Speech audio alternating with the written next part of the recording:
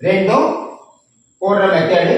இந்த கோடு இதுல ஒட்டக்கூடாது, இது நீங்க பார்த்துக்கணும். ரைட்.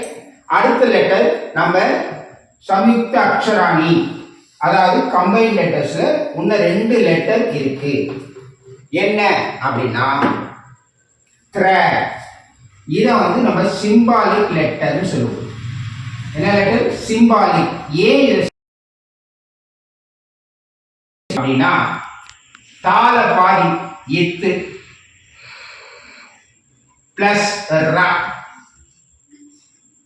அப்போ இது த்ர. சத்ர, மித்ர, பத்ர, புத்ர, சாத்ர, இதுக்கெல்லாம் யூஸ் பண்றதுதான் இந்த த்ர. சரி சார், இதை மட்டும் நம்ம ஏன் சிம்பா